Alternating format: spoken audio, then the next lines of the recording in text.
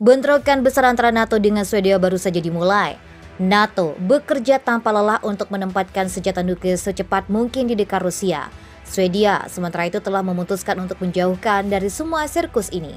Swedia tetap ingin bergabung dengan aliansi militer NATO, tapi menolak wilayahnya menjadi markas senjata nuklir aliansi. Hal itu disampaikan Menteri Luar Negeri Tobias Billström kepada kantor berita TT News. Sikap berebut mengikuti jejak tetangga Nordiknya Finlandia. Komentar Billström muncul setelah Panglima Militer Swedia Michael Biden mengangkat alis bulan ini ketika dia merekomendasikan agar pemerintah tidak memasukkan garis merah dalam negosiasi akhir dengan NATO, seperti larangan terhadap mendirikan pangkalan aliansi permanen atau menempatkan senjata nuklir di tanah Swedia. Menurut laporan media oleh Reuters, Swedia membantah menempatkan senjata nuklir NATO di wilayahnya. Kabarnya Swedia berencana untuk menyatakan senjata nuklir tidak dapat ditempatkan di wilayahnya, bahkan setelah negara itu bergabung dengan aliansi NATO. Dengan ini Swedia bergabung dengan negara-negara Nordik lainnya dengan mengungkapkan ketidakpuasannya atau provokasi terhadap Rusia. Jika diingat, Denmark dan Norwegia beberapa hari yang lalu juga telah membantah menyiapkan senjata nuklir di tanah mereka melawan Rusia.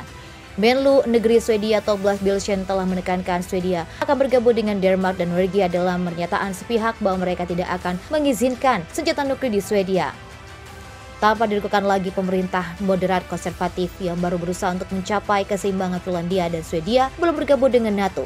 Mengingat blokade oleh Hongaria dan Turki, keanggotaan NATO masih belum terlihat. Namun tampaknya pemerintah baru Swedia sudah mulai kehilangan minat pada aliansi NATO secara keseluruhan.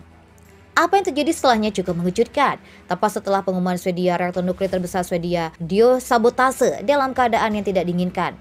Pertama, reaktor nuklir sebesar di Swedia terputus dari jaringan listrik nasional setelah terjadi kesalahan pada salah satu turbinnya. Belakangan, Jerman juga mulai menggagalkan ambisi nuklir Swedia. Sesuai laporan, Euratic menolak rencana untuk perusahaan Swedia Bergkraft untuk membangun pembangkit listrik baru. Raksasa energi Jerman Uniper akan dimiliki sepenuhnya oleh pemerintah Jerman telah mengumumkan bahwa mereka tidak akan membangun pembangkit listrik tenaga nuklir dari Swedia. Jadi, raksasa energi Jerman tidak akan membangun pembangkit listrik tenaga nuklir baru di Swedia. Unification telah membalikan kebijakan Magdalena Andersson sebelumnya yang beralih sepenuhnya ke energi terbarukan ketika pemerintah barunya diresmikan di Stockholm. Bahkan perusahaan energi milik negara Vattenfall diperintahkan oleh pemerintah baru untuk mempersiapkan pembangunan reaktor tambahan dan melihat kemungkinan memulai kembali reaktor nuklir lama seperti Berghain Unit 1 dan 2. Tapi sekarang sepertinya Swedia berada di atas sungai tanpa dayung. Perdana Menteri Swedia yang baru mengatakan pada Selasa 1 November lalu bahwa pihaknya terbuka untuk mengizinkan senjata nuklir, bahwa Swedia, begitu negara itu diterima menjadi anggota NATO, bertolak belakang dengan sikap pemerintahan Swedia sebelumnya. Perdana Menteri Ulf Kristersson yang mulai mencoba 2 minggu lalu menyampaikan hal itu dalam sebuah konferensi pers di Helsinki bersama Perdana Menteri Finlandia Sanna Marin, yang negaranya secara bersama-sama dengan Swedia mendaftarkan diri menjadi anggota NATO. Ketika ditanya apakah kedua negara itu akan menerima senjata nuklir di tanah mereka, Marin menjawab, "Kami tidak selanjutnya memberikan persyaratan, kami telah memutuskan untuk tidak menutup kemungkinan apapun di masa depan." PM Kristersson setuju dan mengatakan kepada wartawan, "Anda akan menerima jawaban yang sama persis dari saya seperti yang disampaikan Perdana Menteri Finlandia." Meski demikian, baik Martin maupun Kristersson mengaku bahwa keberatan yang mereka miliki dapat dinegosiasikan nanti. Partai Sosial Demokrat Swedia yang berkuasa ketika Swedia mengajukan permohonan keanggotaan NATO-nya mengatakan pada pihaknya akan berusaha untuk menyatakan penolakan sepihak terhadap penempatan senjata nuklir dan pangkalan permanen di wilayah Swedia. Di Finlandia, pembuatan, kepemilikan, dan pembakaran bahan peledak nuklir dilarang oleh hukum negara tetangga Nordiknya. Denmark dan Norwegia yang sudah lebih dulu menjadi anggota NATO sama-sama menolak untuk mengizinkan negara asing membantu pangkal militer permanen atau senjata nuklir di tanah mereka di masa damai. Rakyat Swedia telah mendeklarasikan mandat mereka dan kemenangan pemerintah sayap kanan Swedia akan diumumkan segera setelah pembicaraan koalisi terwujud. Hasil pemilihan ini merupakan titik balik dalam sejarah Swedia yang kini akan memulai peralihannya dari benteng toleransi menjadi benteng konservatif. Selain itu, perspektif Stockholm tentang UE, NATO, dan apa yang disebut cita-cita liberal juga dapat berubah secara radikal. Operasi khusus Rusia di Ukraina tampaknya telah mengancam para pemimpin di Swedia dan Finlandia.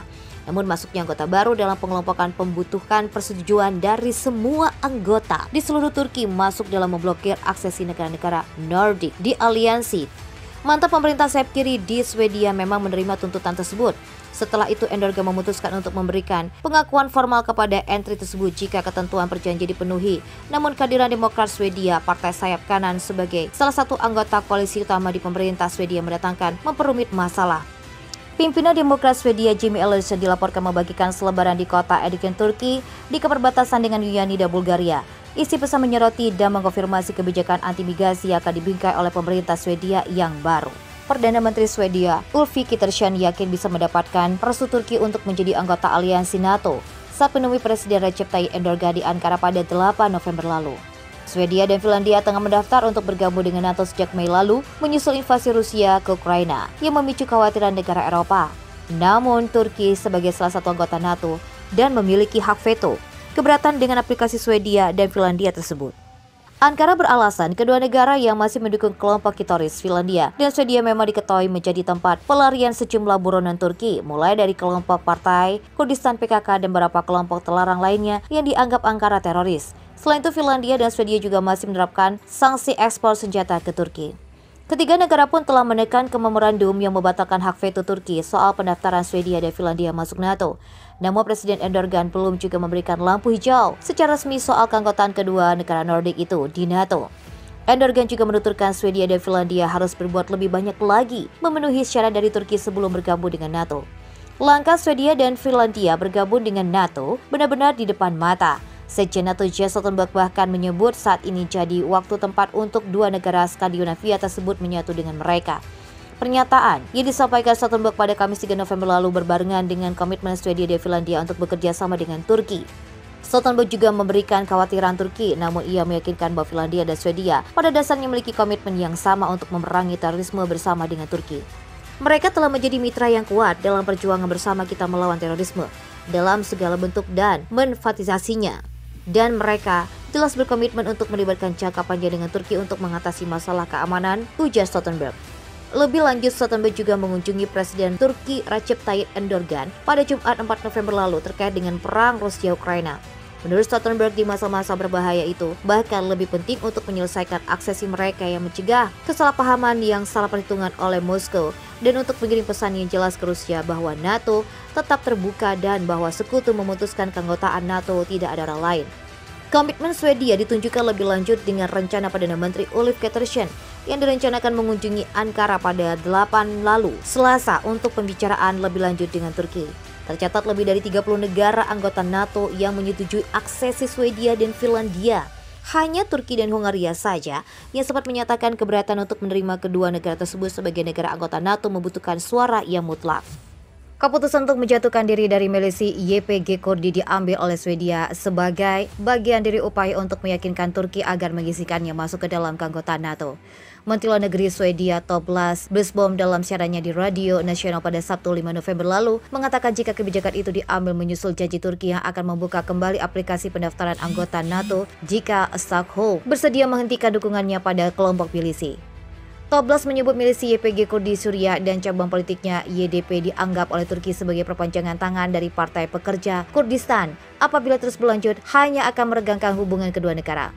Ada hubungan yang terlalu erat antara organisasi-organisasi ini dan PKK. Dengan menjaga jarak akan lebih baik bagi hubungan antara kami dan Turki. Tujuan utama adalah keanggotaan Swedia di NATO. Ujarnya seperti dimuat oleh Reuters. Keputusan tersebut juga diambil hanya beberapa hari menjelang pertemuan Perdana Menteri Ulf Kristersson dan Presiden Turki Tayyip Erdogan ke Ankara guna melobi negara itu untuk mengizinkan Swedia bergabung dalam aliansi militer. Awal tahun ini, Swedia dan Finlandia telah mendaftarkan diri bergabung dengan NATO untuk meningkatkan keamanan nasional mereka, menyusul masifnya invasi Rusia ke Ukraina sejak Februari yang lalu. Permohonan tersebut telah disetujui oleh 28 dari 30 negara NATO. Pekan ini, negara-negara Nordik optimis jika Hungaria juga akan membatalkan keberataannya dalam pengajuan Swedia. Perdana Menteri Swedia yang baru, Ulf Kristersson, pada Kamis 20 Oktober lalu mengunjungi markas NATO di Brussels, di mana ia melangsungkan konferensi pers bersama dengan Sekretaris Jenderal NATO Jens Stoltenberg. Dalam konferensi pers itu, Stoltenberg mengatakan tidak dapat dibayangkan bahwa sekutu tidak akan mengambil tindakan jika Swedia dan Finlandia berada di kawasan tekanan apapun.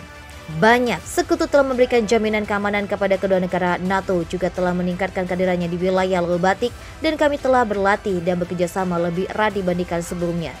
Proses aneksasi untuk Swedia dan Finlandia telah menjadi yang tercepat dalam sejarah modern NATO.